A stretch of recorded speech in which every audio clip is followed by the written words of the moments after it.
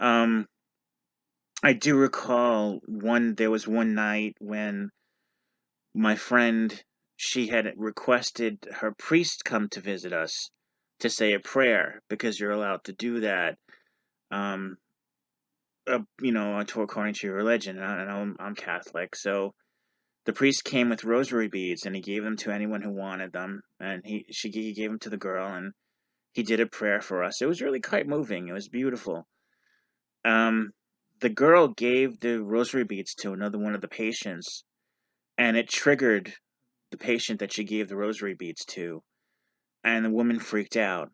So, and she took the rosary beads and she kind of flung them really high. She was like not flinging them; she was holding them really high and screaming up and down, "Praise Jesus!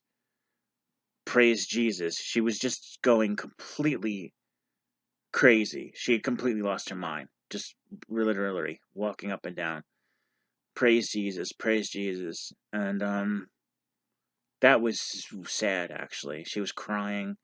So they had to put her in what they said the quiet room. And the quiet room is basically where they do what you see in the movies. They lock your arms up in that weird straitjacket and they leave you in the room on a small, would look like a cushion, an old cushion from like the 1950s.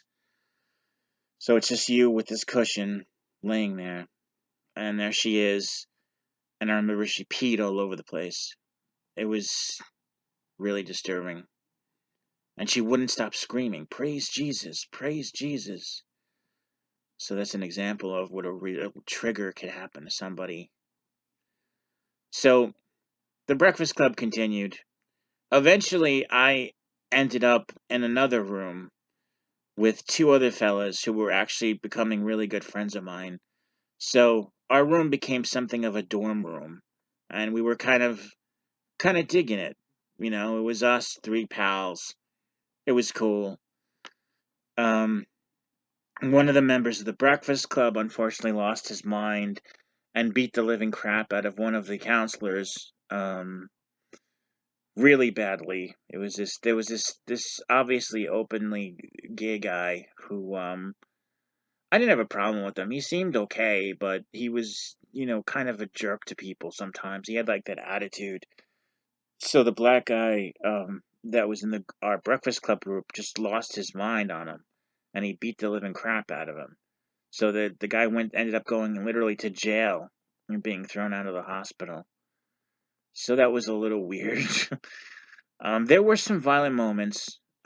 We had one man who I think he would do drugs in his room because he was wired for sound. He was always super hyper, always super hyper. He had AIDS, and he was very sick, but he would get in these moods where he would just jump around all over the place trying to water plants. He was just out of his mind.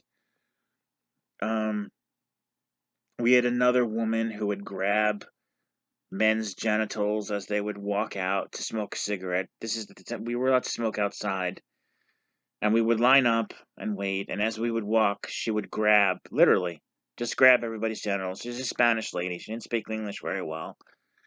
Um, I don't know. That was hilarious though. Nobody like nobody was mean with her or anything. We thought it was there's a weird sort of endearment to her craziness. She stopped eventually, but it was kind of funny. We had that. Um, you know, so much happens. It becomes so overwhelming. This is only the first time I was there. So fast forward, I now feel like I can go home. And what it's going on is I'm sitting in the music room and I'm listening to Peter Gabriel's Us tape, the one that my friend made me. And I've got my eyes closed and I'm just thinking positive thoughts for the first time in a long time. And I actually become a little teary eyed because it's kind of a beautiful moment. This is my moment. I'm about to leave. I'm about to be free. I can do this now. So I open the door. There's a nurse standing there. There's two nurses standing there. I turn to her and I go, I'm ready to go home now. I feel good. I'm happy. The nurse turns to me and without a beat says, What's the difference? You're only going to end up back here anyway. My heart was broken when she said that to me. I was just speechless. Here I am. I thought I did this work on myself. I was adjusting to the medications that they were giving me and all this other stuff, and it was 3.5 weeks, 4 weeks of sheer hell with these people. And what's the difference? You're only going to come back here anyway. This is what this woman tells me.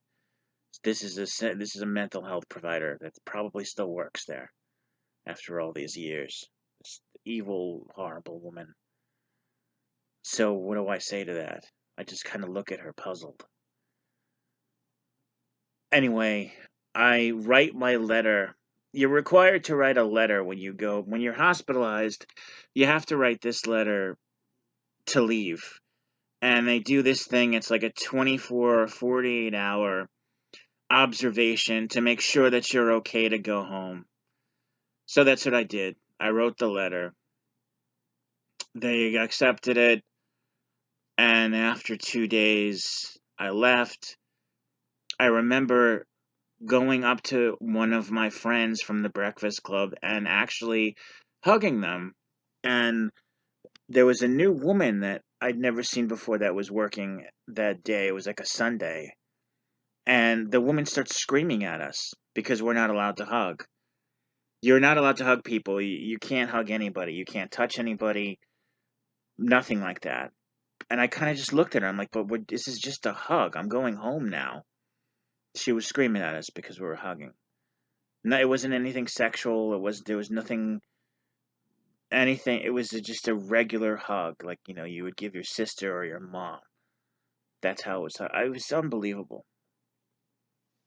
So I remember leaving that day, and I had a close friend at the time, and my mother picked me up, and we went and we had pancakes. I remember that because I was starving.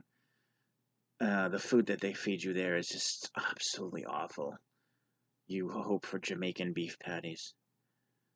Now, the story's much longer, obviously, and what saddens me the most is I still have that book that I talked about, but I don't have it anymore to the point where I can look at it because it was left behind when I was shot.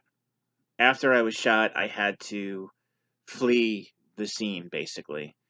And all I could do was take what I could fit in my car.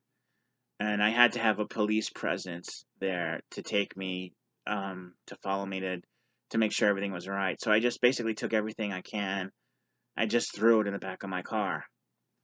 And unfortunately, that got left behind. It kills me that it did because there was so much important stuff that I had written in that thing. I think I might have put it in the book that I'd written recently. I'm not sure. I have a book I wrote called The Vial. Might be coming out soon. I don't know. But I need to find an editor. If anybody out there knows of editors, that'd be great. But anyway, I'm this is like I said, this is an experiment. This is called Out of Character with Johnnie Holes. Um, the next episode, I'll tell you more about if this interests you guys. Just say, just let me know bottom. Leave a comment. Um, if you don't like it, I'm sorry. Like I said, this is new. I'm going to be talking about my experiences with depression, my experiences going in and out of mental hospitals, my experiences with doctors, my experiences with advocacy. I also had an advocacy group for a short period of time. So I'm going to talk about all that in this show. I'm going to keep this one brief. I don't want to go on too long. I don't want to bore you guys. It's been 46 minutes so far. So hopefully this one worked. I'm not going to listen to it myself. I'm just going to just throw it out there, give it to Mello, and see if I can get him to upload it. So, thanks for listening, guys, and hopefully there will be a next time. All right, I'll talk to you soon. Bye.